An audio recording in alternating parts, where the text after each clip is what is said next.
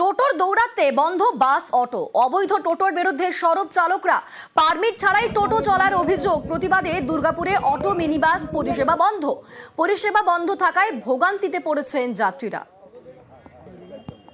শুনছি যে কোনো মিনি বাস কোনো টোটো কিছু চলবে না, তার কারণ হচ্ছে অটো টোটো মানে কোথাও না কোথাও যাতায়াত করছে, মানে বাসটাকে ডিস্টার্ব করছে। তো সেটা আমাদের সাধারণ জনগণের জন্য খুব মুশকিল, এটা মানে এমার্জেন্সি ছিল যাওয়াটা, এটা ঠিক নয়, মানে বাসটা আমাদের জন্য খুব ইম্পর্টেন্ট। যতবার যাই সে প্রতিবারই বলে যে এই সমস্যার সমাধান করছি, এইটার একটা পার্মানেন্ট হবে, এই হবে।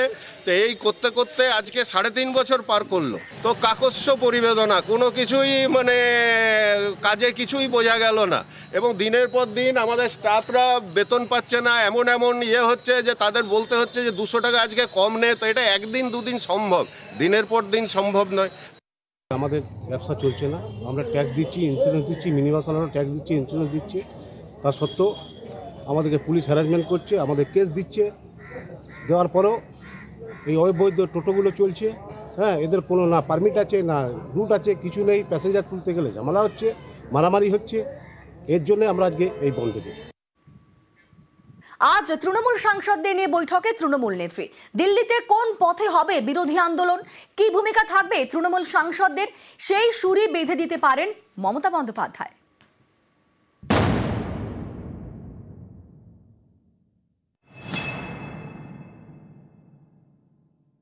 जैसे बिहार में 40 लाखों का ज्यादा आदमी को नाम निकाल दिया, और बंगाल में भी करने वाला है। अगर करेगा तो घेराव कर्मसूची करेंगे, पूरा घेराव होगा, पूरा आंदोलन होगा, हम नाम काटने नहीं देंगे। দিল্লিতে বিরোধী আন্দোলনের ঝাঁঝ বাড়াবে তৃণমূল। সোমবার তৃণমূল সাংসদদের নিয়ে বৈঠক ডেকেছেন তৃণমূল নেত্রী। বিকেল 4:30টায় ভার্চুয়ালি হবে এই বৈঠক। দিল্লিতে ইন্ডি জোটে থাকা তৃণমূল সাংসদদের বিরোধিতার সুর সোমবারই বেঁধে দিতে পারেন তৃণমূল নেত্রী। তৃণমূলের অস্ত্র 3টি ইস্যু: 1 বাঙালি যাত্রাভিমান, 2 কেন্দ্রীয় বঞ্চনা, 3 এসআইআর।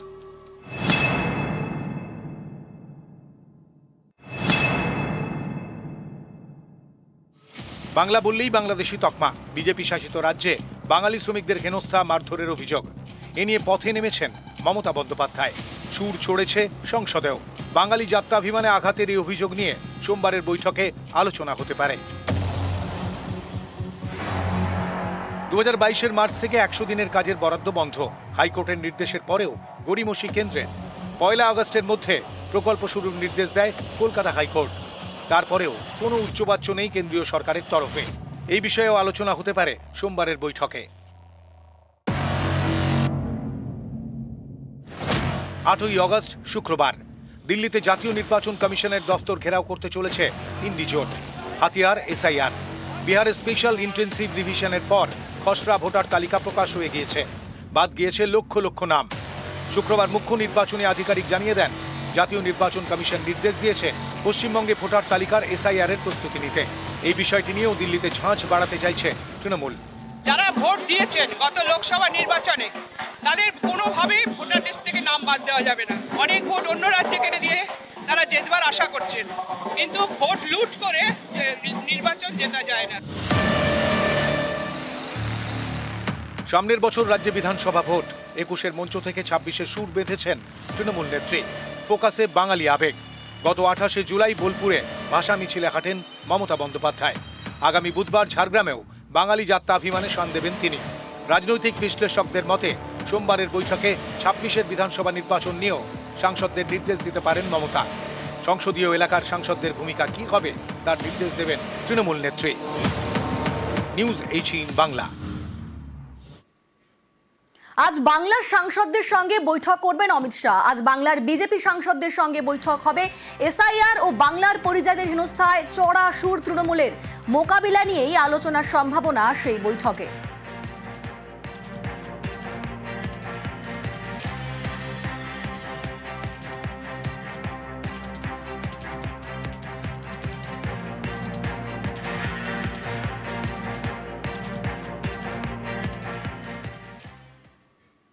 বাংলা বলায় বাংলাদেশি তকমা, আটক, নির্যাতন, বাংলাকে বাংলাদেশি ভাষা হিসেবে দাগি দেওয়ার অভিযোগ। বঙ্গভবনে দিল্লি পুলিশের চিঠি নিয়ে সরব তৃণমূল। দিল্লি পুলিশকে নিঃশর্ত ক্ষমা চাওয়ার দাবি তৃণমূলের। অবিলম্বে দিল্লি পুলিশের নির্দেশ সংশোধনের দাবি। অভিযুক্ত আধিকারিকদের বিরুদ্ধে কড়া ব্যবস্থার দাবি।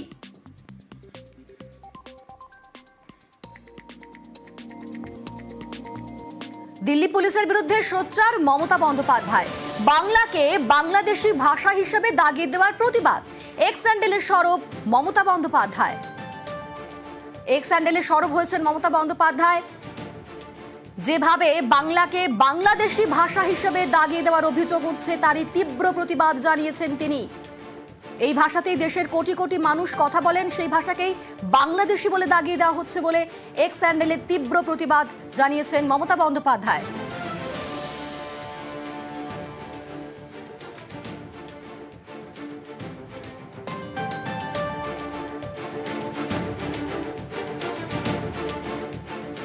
বাঙালি নির্যাতনে সরব হয়েছেন অভিষেক বন্দ্যোপাধ্যায়। বিজেপির বিরুদ্ধে সরব অভিষেক। বিজেপিকে বাংলা বিরোধী বলে নিশানা। দিল্লি পুলিশ, বিজেপি ও স্বরাষ্ট্র মন্ত্রকের ক্ষমা দাবি করছেন তিনি।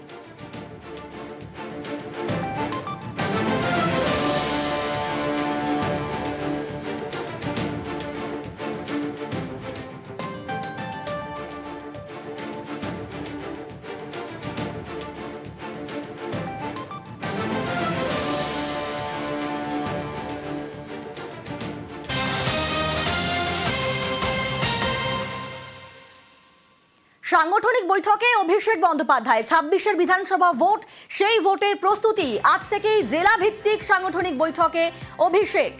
উত্তরের জেলা দিয়েই বৈঠক শুরু। আমাদের সঙ্গে এই মুহূর্তে রয়েছেন আবির। আবিরের সঙ্গে কথা বলবো। আবির, ঠিক কিরকম পরিকল্পনা? দেখো, প্রথমত হচ্ছে আজকে তিনি আলিপুরদুয়ার এবং কোচবিহার এই দুটি জেলাকে নিয়ে বৈঠক করবেন। 12:30 নাগাদ এই বৈঠক শুরু হওয়ার একেবারে প্রত্যেকটা জেলা সাংগঠনিক প্রস্তুতি নেওয়া হচ্ছে এবং এক্ষেত্রে দাঁড়িয়ে জনপ্রতিনিধিদের কি ভূমিকা হবে, সাংগঠনিক পদাধিকারী যারা রয়েছেন তাদের কি ভূমিকা হবে তা নির্দিষ্ট করে দেওয়া হবে। ইতিমধ্যে ইস্যু চিহ্নিত হয়ে গেছে এবং ইস্যুর প্রেক্ষিতে কি কর্মসূচি নিয়ে এগোনো হবে তার কাজও শুরু। তো একই সঙ্গে হচ্ছে এখন থেকে যাতে জনপ্রতিনিধি এবং যারা সাংগঠনিক নেতৃত্ব রয়েছে, যাদের কোনো প্রচার বা প্রস্তুতির ক্ষেত্রে কোনো ধরনের খামতি বা ফাঁক না থাকে, সেটাকে পুরোপুরিভাবে দেখতে চাইছে হচ্ছে শাসক দল। সে কারণে প্রত্যেকটা জেলার বিভিন্ন ব্লক ধরে বিভিন্ন রকমের পরিকল্পনা ইতিমধ্যেই গ্রহণ করা হয়েছে। ইতিমধ্যেই শাসক দলের তরফ থেকে বিভিন্ন জায়গাতে সমীক্ষা চালানো হয়েছিল, মানুষ কি চাইছেন তাদের মতামত ইতিমধ্যেই গ্রহণ করা হয়েছে। তারই প্রেক্ষিতে ব্লক ভিত্তিক যে পরিকল্পনা গ্রহণ করে তৃণমূল এগোবে সেই সংক্রান্ত বিষয় নিয়ে আজকে বৈঠক শুরু। উত্তরের জেলাগুলি অত্যন্ত গুরুত্বপূর্ণ, তার কারণ উত্তরে তৃণমূল বনাম বিজেপির জোট টক্কর বা লড়াই চলে। কোচবিহারের মতো জেলাতে আমরা দেখেছিলাম যে লোকসভায় তৃণমূল কংগ্রেস জিতেছিল, আলিপুরদুয়ার হেরে গেলেও ব্যবধান কমিয়ে ফেলে। বাকিগুলো ক্ষেত্রেও ব্যবধান কমানোর একটা ইঙ্গিত লোকসভা ভোটে দেখতে পাওয়া গিয়েছিল। পরবর্তী সময় বেশ কতগুলো উপনির্বাচন বিধানসভায় তারা জেতে। এরই রেস যাতে তারা পুরোপুরিভাবে ধরে রাখতে পারে, বজায় রাখতে পারে, সেইগুলিকে মাথায় রেখে এই পরিকল্পনা বৈঠক আজকে থেকে শুরু হলে একেবারে পুরোপুরিভাবে বিধানসভা নির্বাচনের প্রস্তুতিতে বৈঠক, যা উত্তরের জেলা দিয়ে শুরু। বেশ, ধন্যবাদ আবির।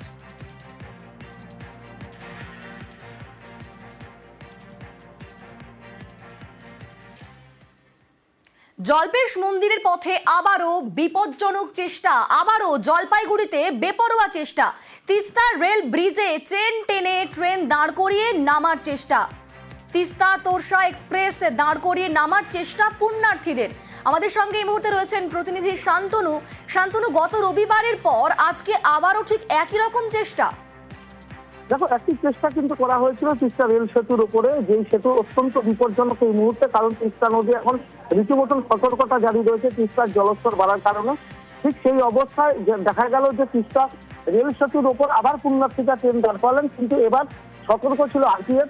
তারা কিন্তু এই ঘটনায় 8 জনকে তৎক্ষণাৎ আটক করেন এবং নিয়ে আসেন জলপাইগুড়ি রোড স্টেশনে যে আরপিএফ এর ফাঁড়ি রয়েছে সেখানে। এবং এর মধ্যে থেকে 3 জনকে কিন্তু তাদের বিরুদ্ধে প্রেসিডিং কেস করে তাদেরকে পিআর বন্ডে ছাড়া হয়েছে, যদিও আজকেই তাদের আদালতে তোলার নির্দেশ দিয়ে দেওয়া হয়েছে। আদালতে উপস্থিত হওয়ার ধন্যবাদ শান্তনু। বেআইনিভাবে ট্রেনকে দাঁড় করানো আর সেখানে পুণ্যার্থীরা যেভাবে নামছে, এটা শুধু বেআইনি নয়, এটা ঝুঁকিপূর্ণ ব্যাপার। তো মানুষের জন্যই তো আইন। এখন কেউ যদি ট্রেন থেকে নামতে গিয়ে নদীতে পড়ে যায় কিংবা বড় কোনো দুর্ঘটনা ঘটে, তার জন্য কিন্তু এর জন্য অনেককে কৈফিয়ত দিতে হবে। আমরা কেউই চাই না। আমি রেলওয়ের কাছে অনুরোধ করবো পুণ্যার্থীদের কথা মাথায় রেখে তিস্তা ব্রিজ অতিক্রমণ করবার আগে ছোট দমনি বলে একটা হল্ট আছে, সেই হল্টে যদি ট্রেনটা একবার দাঁড়িয়ে যায় 1 মিনিটের জন্য, তাহলে লোকগুলো নেমে পড়তে পারে এবং তাতে মানুষেরও সুবিধা হয়। যারা ট্রেনে করে আসছেন তাদের জন্য বিভিন্ন জায়গায় ট্রেনের স্টপেজ বাড়িয়ে দেওয়া হয়েছে। তারপরেও দেখা যাচ্ছে কিছু ভক্তরা তারা ট্রেনে করে যারা আসছেন তারা তিস্তা ব্রিজে ঠিক ব্রিজটা পার করার পরেই ট্রেনের চেন টেনে ট্রেনটাকে দাঁড় করাবার চেষ্টা করছেন এবং করেওছেন। এটা দুর্ভাগ্যজনক, কারণ হচ্ছে এটাতে দুর্ঘটনা ঘটে যেতে পারে।